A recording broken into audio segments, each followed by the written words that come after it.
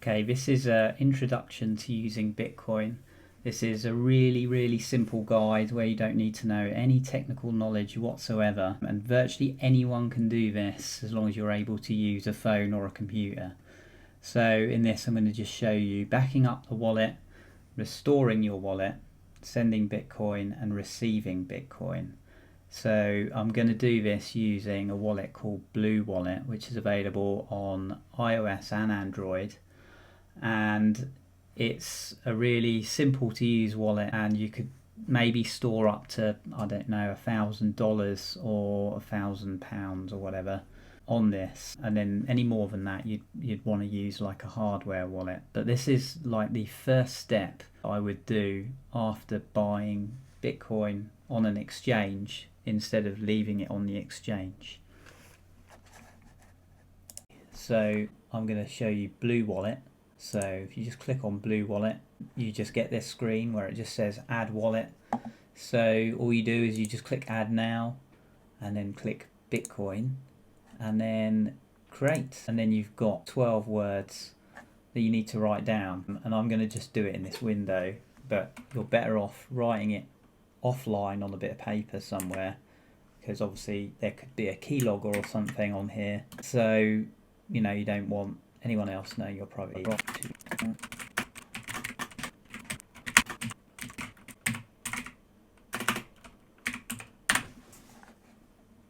And that's it, and then you've got a wallet, and then you just click on that. I'm going to just click receive, and then it's giving you an address there and a QR code. So I'm just going to send some Bitcoin from another wallet to that QR code. I've just sent the money from another wallet, Bitcoin, to the QR code, and as soon as I've sent it, it's come up pending £14. Estimated time of arrival in about 10 minutes. Okay, it's come through, and you can see I've got 0.0005 Bitcoin. Yesterday it came through, and you can click on this and it can show you in different formats like 50,000 sats or £14.11. So there it is. What I'm going to do is I'm going to show you the restore feature. So I'm going to go in and delete this wallet off of this phone completely. Yeah. As a balance before proceeding, please be aware you'll not be able to recover the funds without the wallet's seed phrase, which is this, which is a way of generating the private key. So in order to actually present your wallet's balance of 50,000, okay, so I'll put in 50,000, delete, and now it's gone, but we're fine because we've got these 12 words written down on a bit of paper. I mean, you can even restore from another wallet, but I'll show you restoring from this one. So if I click add now, and then there's import wallet, and then we'll just type, I don't know, maybe copy and paste them, possibly paste them, and then click import. Okay, that didn't work. Let's just do that again. And now it's just going to scan through all of the different derivation paths and see if it can find a wallet in there. I'll just get rid of this because it's just a debug. There you go, your wallet has successfully been imported, and it's got the 0.005 Bitcoin. Brilliant.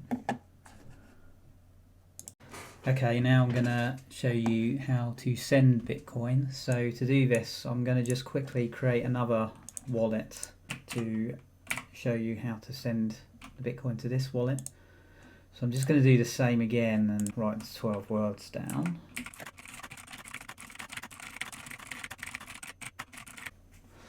So that's that, I've written it down. Then we're going to go into that, and then we're going to click receive.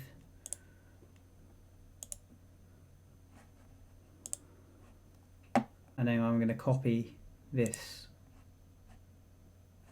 address to clipboard, and then go back into our original wallet, and then I'm going to click send.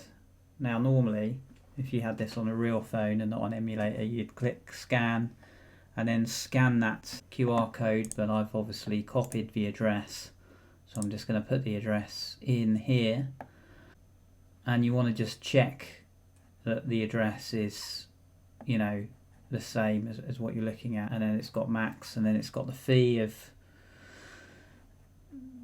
576 Satoshis, I think it is, and then we'll click next, and then it's going to say it's going to send that amount. So it was 50,000, but it's basically minus 500 and whatever it is Satoshis for the fee, which is 9p. So I'm going to click send now, and that's just a debug message, don't worry about that. And then click done, and then it will send the money to the other wallet, which is this seed phrase here. Okay, it's the next day and it's only just gone through, and then you can see there's nothing in the original wallet, and then in the second wallet we've got the 49,000 Satoshis that's come through. So that's it, that's all you need to do to send it. So what I thought I'd do is show you, seeing as we've got that second seed phrase of the second wallet, is restoring it in a different wallet. So this is another desktop wallet called Sparrow Wallet. So what I'll do is, on the file menu, and I don't think you're going to be able to see this, but there is an import wallet option. So I've just clicked file and then clicked on import wallet, and then this screen comes up.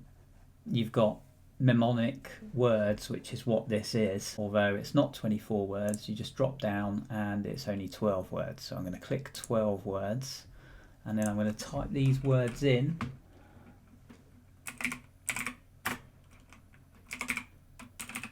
and it auto fills the words in for you, so you don't have to type the whole word.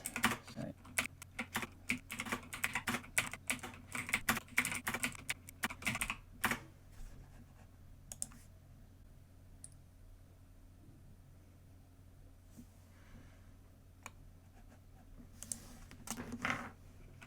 and then I'm just going to give it a name, Blue Wallet Restore, and then click Create Wallet. And I'm not going to have a password.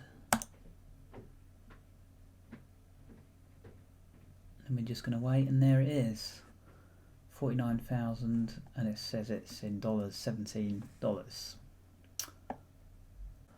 So to conclude this, you've learned to create a new wallet. That's when you click on Add New in Blue Wallet, and then it gives you the list of 12 words which you write down on a bit of paper and store somewhere safe. You've learned to restore the wallet in 2 different wallets. So in Blue Wallet, it's when you click on Add New and then you click on Import and type the 12 words in. And also you've learned to import the 12 words into Sparrow Wallet to restore your wallet. You've seen how to send Bitcoin and receive Bitcoin. So all you have to do is practice this over and over again with fairly small amounts, but not too small, because obviously you'll use up a big percentage of the balance with the fee for actually doing the transaction. So maybe around $30 or something in that region. And then, you know, you're ahead of 90% of the people that say they own Bitcoin, because the majority of people just store it on their exchange and they don't actually own the Bitcoin.